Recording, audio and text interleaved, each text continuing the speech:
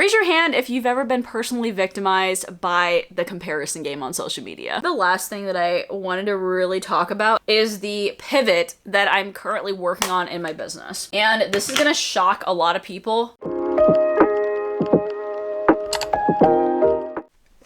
Welcome back to my channel, or welcome to my channel if you guys are new. I am so excited to hop back on here and just chat with you guys. Side note before we start, if you guys are Alani lovers like I am, comment below your favorite Alani drink. Mine's the pink slush. First thing that I kind of wanted to address is why I decided to kind of pivot my content a little bit. I know a bunch of people have been wondering about that. I did make a post about it on the public community page on YouTube. And I just want to say that I truly appreciate everybody who commented back on that post, but I did not really explain why I actually decided to pivot. I'm kind of getting to the point where I've done this for 5 years because I believe I started in March of 2020 and now it's 2025 in March. So I have people that have been 5-year subscribers and then people that are just finding my channel. And because of that, I feel like I need to redo some of my old content to keep it current. Here's an example. Like, say I do a beginner tips for makeup artists video and I did it in like 2020 because I think I like legitimately did. Now in 2025, I would probably have to redo that video because most likely the YouTube algorithm would not push out that older content to my newer subscribers.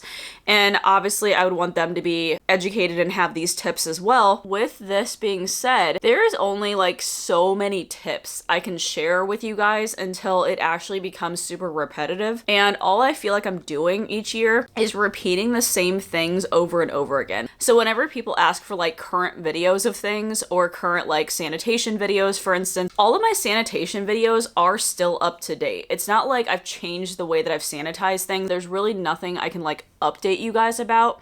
It just is like an older video that you're watching. I don't know how many people actually realize that YouTubers do this, but usually though, if they're a content creator that has different niches within their content, they will put them all in like convenient playlists. So if you go onto somebody's main channel and you just click on the playlist tab up top, there usually is a lot of playlists going on. So for instance, I have mine separated out in like business tips for makeup artists, and then I have one specifically dedicated for makeup kit related things. I have one that's dedicated now to commentary style content, but I feel like people don't know they exist. So yeah, that is kind of like a lot of the reason why I decided to kind of switch up the content a little bit, just because I felt like the content was just getting kind of boring to me. That's kind of the reason I stopped the vlogs, is because I felt like the vlogs were kind of like the same thing over and over again. Yeah, I had different people and like different weddings, but overall, like everybody kind of requests the same look.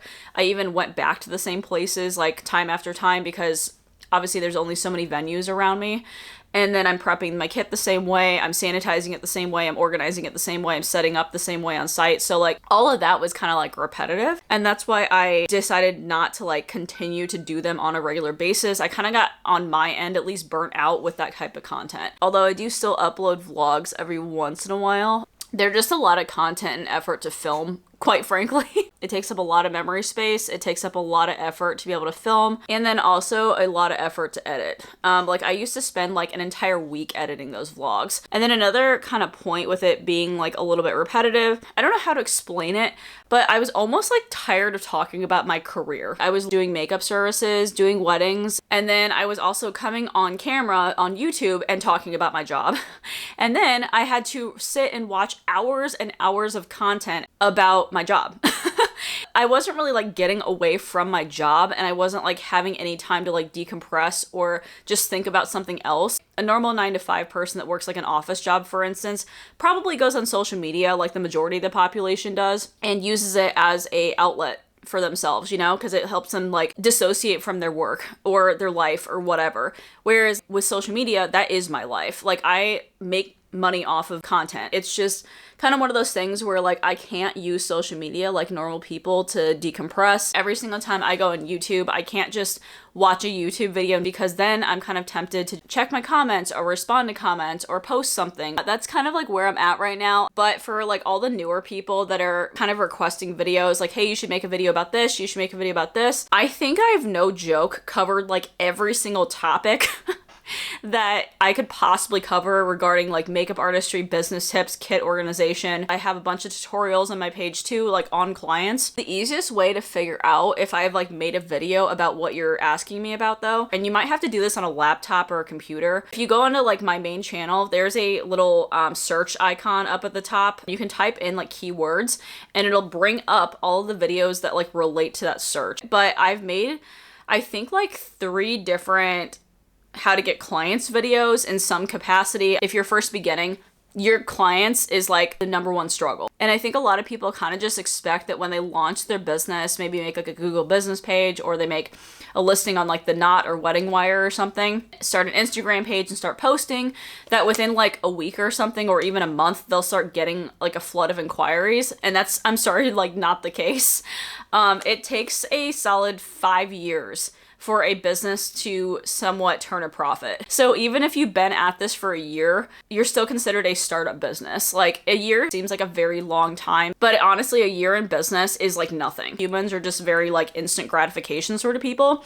And when we don't see results, we tend to give up. So yeah, I just want you guys to give yourselves a little bit of grace there. With getting clients, I think that people think that there is like some giant secret Krabby Patty formula of like how you get clients, and honestly, really, it's just consistency. However much effort that you actively put into it is what's going to be returned back to you. This is something that like a lot of people probably do not want to hear, but you are not going to get clients by sitting on your ass and doing nothing. I'm sorry to be like super forthcoming and blunt about that, but like that's kind of what it is. Like I see a lot of people that do not take the effort to post consistently on social media, maybe actively do like model calls or try to get themselves out there and like connect with other people. This will also require you to leave your house. You can't just like use social media and like expect to get clients that way either. You have to connect with other vendors on site, maybe do like vendor expos. Clients will not just naturally come to you because they have no idea you exist. You're competing with a bunch of salons and a bunch of other freelance artists that have maybe been doing this for like, you know, 5+ years, because of the fact that they have like so many more clients and a lot of people know about them in the community. It's going to be really hard to make your name stand out from them. And that is, I think, one thing that I did not anticipate would be as hard when I first started as a makeup artist. Like I didn't realize how hard it would be to genuinely like push myself and like get my name out there. Okay, and then this leads me into a topic that I really didn't think I was going to get into at this point in time, but it's something that I always personally like to bring up when it comes to this topic, and that is comparing yourself to other people. Raise your hand if you've ever been personally victimized by the comparison game on social media. I know that's you out there. Don't lie to me. It's so hard nowadays to go on social media and compare yourself either to the success of other makeup artists or the talent of other makeup artists and think like, why is that not me? What am I doing wrong? That person is not in the same situation as you are. It's not just the talent and the effort that you put into there. It's also your lifestyle circumstances that have a direct correlation to your success being a business owner and being a makeup artist. Here's the example that I always like to tell people. So say that I am a makeup artist that just started out this year and I want to make a name for myself, launching it in 2025. Let's do it, right? Then there is makeup artist B, who also is launching their career at the exact same time as well in 2025 with me. Okay, we're starting at the exact same time. I, makeup artist A, am married. I have a husband who has a very good career. Number 2 is that we don't have kids. And I'm not saying that you cannot have a career and a family at the same time. I'm just saying that usually one tends to take priority over the other. And obviously, if you decide to have kids, you clearly want to spend time with your kids, as you should. Like if I had children, they would be my priority. I don't want to miss a day in their lives. Not having kids, in my scenario, frees up a lot of my time, okay? I don't have to worry about babysitting them. I don't have to worry about taking them to different sporting events or taking them to school every single day. I have a lot more free time within my day to allocate toward business things. Also, kids are expensive. I don't know if I have to tell anybody that has kids, but they are expensive, okay? Between diapers when they're little and then you maybe having outside childcare that's not your family members, childcare is freaking expensive. That also prevents you from obviously having a lot of disposable income to put toward your business. So instead of spending money on this masterclass, for instance, that's maybe like $500, that could go to childcare for a week. And I am not saying by any means that you cannot be successful as a makeup artist or as an entrepreneur with a family or with kids. I'm just saying that it probably will take you a lot longer than somebody in a situation like mine, where I don't have any other really like responsibilities. So makeup artist B in this scenario, they probably would grow a little bit slower in their career. Maybe next year I have like 10 weddings booked as opposed to the other person who has 2 weddings booked, because they have not had the time and the resources and the finances to be able to build their business like makeup artist A, i.e. me, was. And just so people don't think that I'm like talking negatively about anybody that has kids, it would be like the equivalent of me comparing myself to somebody who doesn't have a husband or pets and they're just single in their lives. They clearly have so much more freedom than I do. The other thing that contributes to this is your finances. If one of you is just naturally a better saver and maybe has like $30,000 invested in like a savings account and investments all over the place that they can pull out of at any time, as compared to a person who is not good at saving and kind of lives paycheck by paycheck and maybe like $5,000 in savings, clearly the person that has the $30,000 in savings and investments will get ahead of the game a little bit quicker than somebody who doesn't have the financial resources. The other thing that's kind of a factor with finances is your upbringing. Sometimes if you're a young enough makeup artist and you kind of still have help from your parents, their parents will say like, hey, here's $1,000 to get started with your career because we support this. So yes, there's just like a lot of like lifestyle, financial factors that go into play with like why somebody might be more successful than you. I just wanted to say that right now in case you guys were like kind of on this thing where you're like, oh my God, like why am I not succeeding as quickly as somebody else? That could be the reason why. Not like I don't do it myself, but I almost like kind of then like bring myself back to reality after I have these negative thoughts and are like, okay, it's not me. It's not something that I'm doing. It's kind of just circumstantial at that point in time. But some things are definitely me. Like I realized that recently I've kind of been stuck in like a rut as far as like posting on Instagram. So because of the fact that I've not been like super consistent posting like I used to be, I'm not getting as many inquiries, and that correlates to each other. But yeah, comment down below though if this thought has like occurred to you or if this is something that you've never thought of before as far as like comparison goes. I just wanted to put it out there because a lot of people purely just base it on talent, but it really kind of boils down to lifestyle factors a lot of the time and like why somebody might be more successful than other people. However, that doesn't mean that you should just leave it up to chance. Like that's not what I'm saying. Is like you still have to make an adequate effort into your business, but it will be naturally easier for people if they do have the right connections and the resources to do so. They may build their business a little bit quicker than you, but overall though, you will still end up in the same place as them. It just might take a little bit longer. And then this actually leads me right into my next topic. I kind of want to talk about like what I'm thinking about doing going in the future for my business. For anybody who's new to my channel, I have been a makeup artist in total for 9 years. I originally got trained by MAC Cosmetics. I worked there for 3 years. And then in 2019, I launched my business. I decided to go into bridal because I just truly love being a bridal makeup artist. I love helping other people with their weddings. However, a factor to consider with this is that when I launched my career in 2019, that was obviously 1 year before the thing in the world happened in 2020. What got postponed in 2020? Weddings. So I only had, I think, 15 weddings going through 2020, which to be completely honest, like that was actually like way more than I thought I would have. We had a huge influx of weddings from people delaying and postponing their weddings in 2020 into 2021 and 2022. I instantly went up to about like 30 some weddings for 2021. I want to say that that was probably like the biggest reason why my career is the way that it is right now, is purely because of that circumstance. There was a lot of brides that lost their makeup artist and a lot of their vendors on the first go when they had to postpone.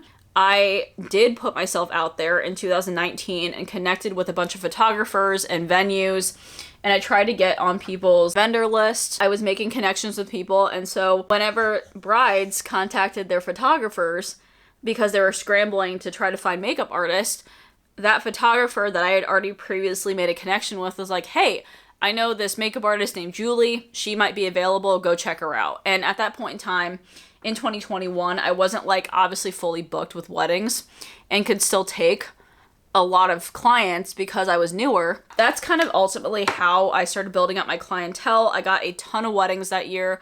And then because of the fact that I did all those weddings and did all the bridesmaids and those parties and the moms, those were all referrals that flipped onto the next year.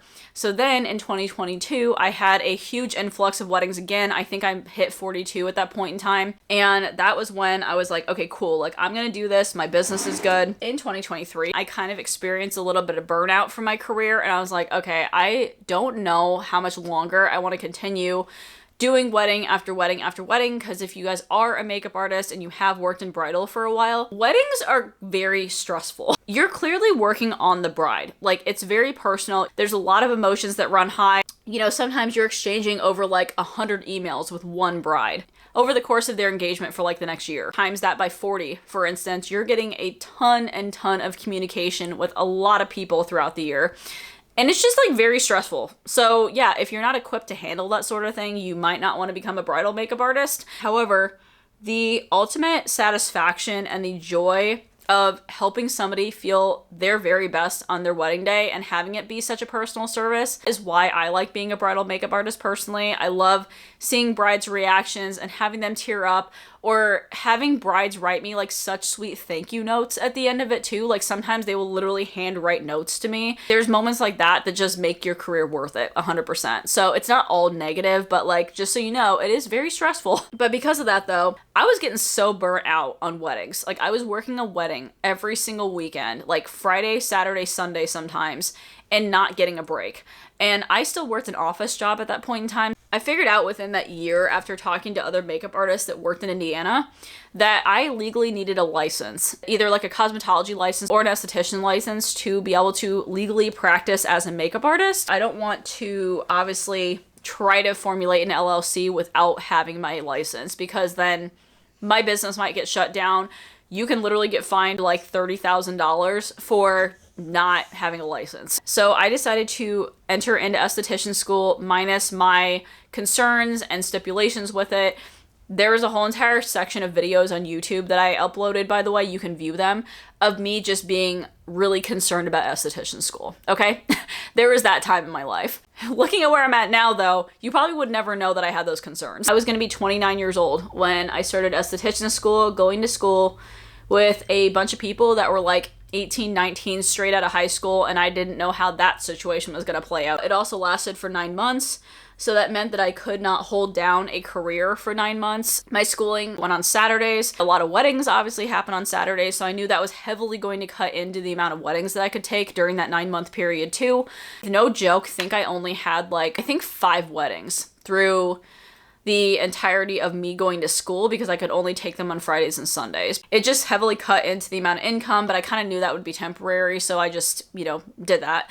But because of the fact that school took up like literally all of my time, I also was not heavily investing in social media. I didn't have content to post on social media. So it was just like a really tough time overall for me to kind of like reshift my thinking and then say, hey, this is only temporary. I'm playing the long game here. I really need to be patient. I didn't actually think that I would fall in love with aesthetics, okay? I was like purely doing this just to obtain my esthetician's license.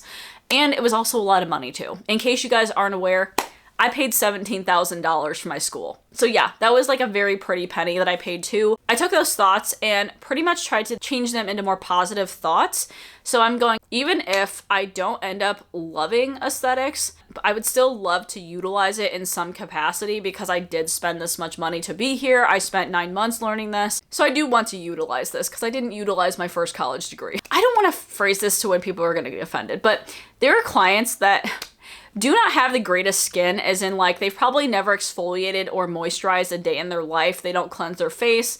They're maybe breaking out with a lot of cystic acne. They have a lot of hormonal things going on that they haven't regulated properly. There's dryness, there's peeling, and we can only do so much as makeup artists. Like, we are topically applying things to somebody's face. We can only work with what we've got. We're not plastic surgeons. We can't alter somebody's facial structures. We can't take away acne when it's clearly present there. Texture is the worst for makeup applications. So if you have a situation where somebody has a lot of cystic acne or has a lot of like blackheads or larger pores, makeup is going to naturally sit on top of those. Like makeup can only cover color, it cannot cover texture. So you will naturally still see that texture.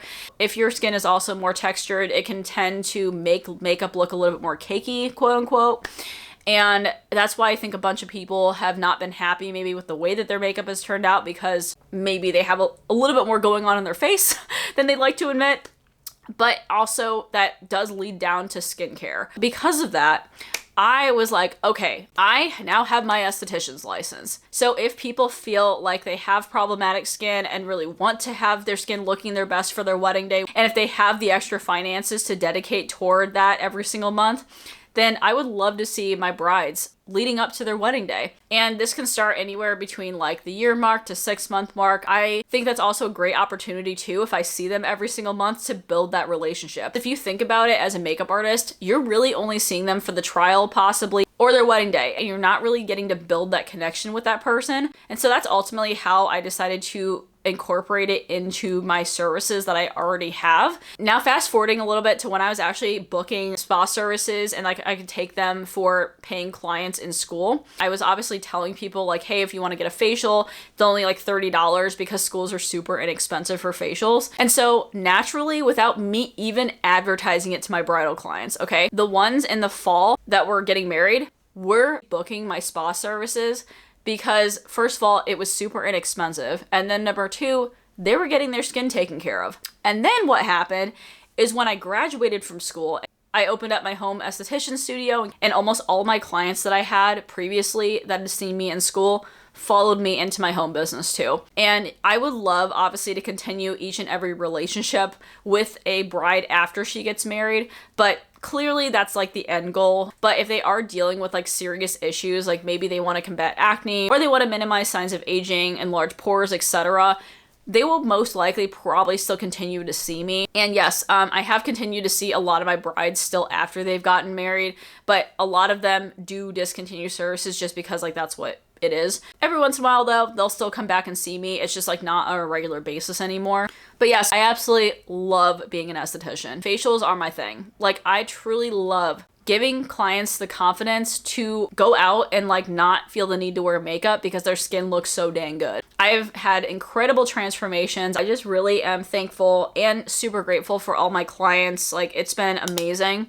And then I think the last thing that I wanted to really talk about is the pivot that I'm currently working on in my business. And this is gonna shock a lot of people. I have gained a huge passion for aesthetics where I'm kind of almost starting to transition out of weddings a little bit. And this is purely for two different reasons. Ready? Number one, weddings themselves are stressful. Facial services are not. I'm also an introvert, so holding conversations with so many different people throughout the day that are in my chair and also having surface level conversations, I cannot do it. Like I cannot have that many surface level conversations, especially when I'm doing weddings like Friday, Saturday, and Sunday back to back. And also being on your feet for that long without food and water. We're sometimes literally standing in one place for like 6 to 8 hours at a time. Number two is that I am eventually going to have to be dealing with the inevitable, which is going to be unfortunately aging myself out of weddings. I do want to put a disclaimer here in that I do not think you are too old to do makeup. It's a lot on your body to do weddings. Again, standing for 6 to 8 hours at a time in one spot, possibly on a hard surface, dealing with your makeup kit that's super heavy, a light, a chair, a table possibly. You having to drag all of those around, possibly up flights of stairs. It's a lot on your body. So a lot of the times when makeup artists aren't physically able to do the physical job anymore, but still have a passion for makeup artistry, this is when you see makeup artists shifting into different things. So you see them shifting into education, doing master classes, something that's not as physically or labor intensive. With me though, I mainly want to pivot more into aesthetics. I want to be able to be a full-time esthetician. I want to be able to just purely sit there and, you know, make people feel the best they can. So that's kind of my plans as far as my aesthetics career. In transition with makeup, next year, I have made the decision to only take probably about like 25 weddings, and that's like half of what I usually take every single year. I really think that my esthetician's business has taken off to the point where I can fully have it support me during the week and then not have to take as many weddings during the year. And then furthermore, I'm not going to be taking weddings that are more than an hour outside of my city. Yes, I do love traveling. I love seeing new places, but this is purely due to the fact that sometimes I have to start early enough that it requires a hotel stay and people don't want to pay the extra for the hotel. Or sometimes I come into this situation where the venue's like, say, 2-3 hours away. And because of the fact that we have to start so early and they maybe only have like a 3-hour time window to get like 6 people ready, I have to recruit another makeup artist. So I'm asking them to come with me for 3 hours, which is 6 hours round trip, to only make money on 3 applications. And I don't want to be unfair to any of my artists. I want them to be accurately compensated without obviously dipping into my personal income too much. Simply traveling so far is getting really complicated. That is pretty much what I'm thinking as far as my like actual career goes. The last thing before I sign off that I wanted to talk about here is my podcast. So in case you guys didn't know, yes, I have a podcast. It's on Spotify and also Apple Podcasts as well. And then I upload video versions on my YouTube channel, which I made a playlist for. It's called the Unfiltered Artist Podcast. It is entirely talking about my makeup career. And then I also interviewed like other makeup artists, had like one hairstylist come on there. So yeah, it's just like a fun space that's just like more casual of an atmosphere. I stopped the podcast in about October of last year because I was trying to work on pre-filming for Kitmas. But in turn, I also kind of let the podcast fall by the wayside. It's been pretty inactive for about 5 months now. And some people have been asking me, like not a ton, but some people that definitely did listen to me and are waiting for the next episode to come out. I am trying to figure out, first of all, what topic I want to cover as far as the podcast goes. And then number 2, when I'm going to fit it into the schedule now that bridal season is kind of like picking up a little bit. So if you guys have any thoughts about like what I should share on the podcast, I've already covered like beginner tips, how to get clients and everything. So if you have topics beyond that, let me know down below. So hopefully I can kind of get that in the works here within the next month. But anyways, hopefully you guys really enjoyed this longer Real Talk series. If you guys did, go ahead and give me a big thumbs up. If you guys would like to see more content from me, go ahead and subscribe to my channel if you guys haven't already. And as always, I hope you guys have an absolutely fantastic day, and I will talk to you guys in my next video. All right, bye.